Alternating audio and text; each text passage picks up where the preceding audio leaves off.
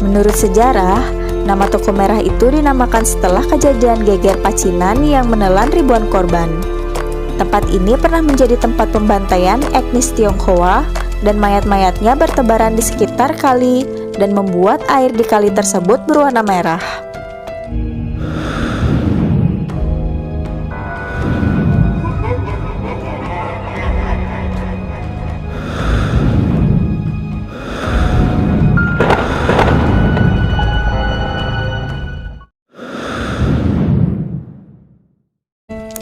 Hai guys, selamat datang di channel My Story. Tahu nggak sih guys, di kota tua Jakarta terdapat sebuah bangunan tua peninggalan kolonial Belanda yang terkenal angker. Bangunan tua tersebut dikenal dengan Toko Merah. Toko Merah adalah sebuah bangunan peninggalan kolonial Belanda yang terletak di tepi barat Kali Besar, Kota Tua, Jakarta. Toko Merah dibangun pada tahun 1730 dan merupakan salah satu bangunan tertua di Jakarta. Ciri khas warna merah pada bangunan ini yang menjadikan bekas kediaman Gubernur Jenderal Gustav William Baron van Imhoff terkenal dengan sebutan Toko Merah di kalangan masyarakat luas. Mau tahu sejarah dari Toko Merah ini? Sebelum itu, mau ngingetin lagi nih, jangan lupa buat selalu support channel ini dengan cara like dan subscribe supaya channel ini bisa berkembang dan selalu bisa ngasih info menarik dan bermanfaat buat kalian semua. Nah, penasaran kan gimana sejarah dan kisah angker dari bangunan ini? Yuk disimak sampai habis. Toko Merah dibangun pada tahun 1730 oleh Gustav William Baron van Imhoff di atas tanah seluas 2.471 meter persegi. Rumah tersebut dibangun sedemikian rupa sehingga besar, megah, dan nyaman. Nama Toko Merah berdasarkan salah satu fungsinya, yakni sebagai sebuah toko milik warga Tionghoa, Owe Liao Kong, sejak pertengahan abad ke-19 untuk jangka waktu yang lama.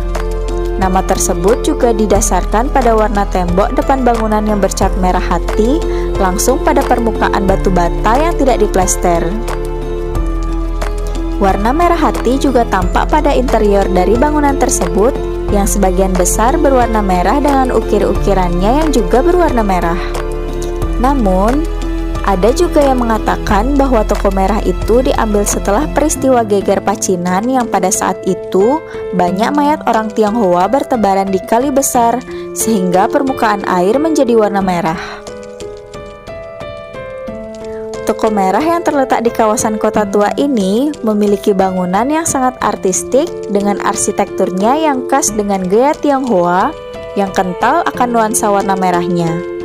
Bahkan, hingga interior dari bangunan tersebut sebagian besar berwarna merah.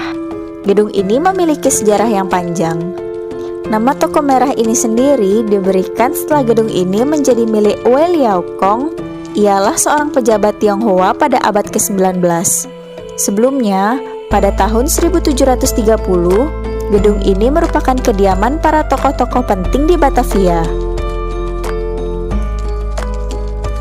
Penghuni pertamanya adalah Jenderal Gustav William Baron van Imhoff, dan pada tahun 1768 sampai 1808, Toko Merah diubah menjadi hotel khusus para pejabat.